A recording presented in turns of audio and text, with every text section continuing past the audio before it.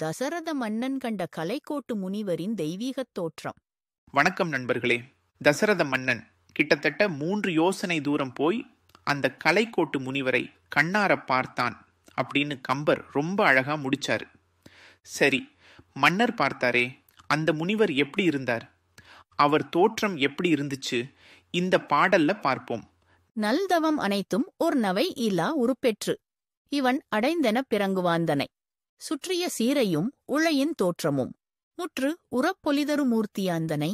நல் தவம் அனைத்தும் ஒரு நவை இலா உருப்பெற்று அப்படின்னா நல்ல தவம் அத்தனையும், அதாவது உலகத்தில் இருக்கிற அத்தனை நல்ல தவங்களும் எந்த குறையும் இல்லாத, ஒரு சின்ன பிழை கூட இல்லாத, ஒரு உருவம் எடுத்து ஒரு வடிவம் எடுத்து வந்தது போல இருந்தாராம்.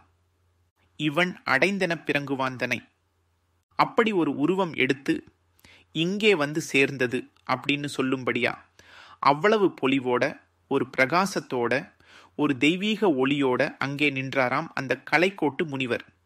அவர் தோற்றமே ஒரு தவத்தோட வெளிப்பாடா இருந்திருக்கு. சுற்றிய சீரையும், அவர் இடுப்பை சுத்தி கட்டியிருந்த மரவுரி, அதாவது முனிவர்கள் எல்லாம் அணிந்திருப்பாங்களே அந்த மரப்பட்டை ஆடைகள், அதையும் மன்னன் பார்க்கிறான். அது கூட அவருக்கு மேலும் ஒரு பொலிவை சேர்ப்பது போல இருந்ததாம். உழையின் தோற்றமும், உழை அப்படின்னா மான். மான் எப்படி ஒரு களங்கம் இல்லாம, எந்த ஒரு வஞ்சகமும் இல்லாத, அப்படியே ஒரு வெகுளியா, அதே சமயம் ரொம்ப மென்மையா சாந்தமா இருக்குமோ அப்படி ஒரு தோற்றம். அப்படியே பனிப்பொழிவுல அமைதியா நிக்கிற ஒரு மான் குட்டி மாதிரி ஒரு சாந்தம், ஒரு அமைதி.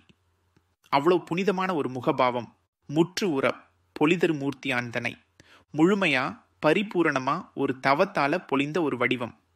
ஆகா, அவர் உடம்பு, அவர் தோற்றம், அவர் ஆடை, அவர் முகபாவம் எல்லாமே ஒன்றுக்கொன்று பொருத்தமா, முழுமையா ஒரு தவத்தோட, ஒரு புனிதத்தோட பொலிந்த ஒரு மூர்த்தியாய், ஒரு வடிவமாய் அந்த கலைக்கோட்டு முனிவர் நின்றாராம். அவர் அகம் புறம் ரெண்டுமே தவத்தோட நிறைந்து பொலிந்திருக்கு. ஒரு முனிவர்னா இப்படித்தான் இருக்கணும்னு கம்பரே ஒரு இலக்கணம் காட்டுறாரு. அப்படி ஒரு தெய்வீக தோற்றத்தோட, ஞான ஒளியோட நின்ன அந்த கலைக்கோட்டு முனிவரை பார்த்த தசரதன் என்ன செஞ்சான்? அந்த கலைக்கோட்டு முனிவரோட கைகள்ல என்னென்ன இருந்துச்சு? அவருடைய தோற்றம் மேலும் எப்படி விவரிக்கப்படுது? அதை பற்றி நாம் அடுத்த பாடல்ல இன்னும் விரிவாக பார்ப்போம். நன்றி.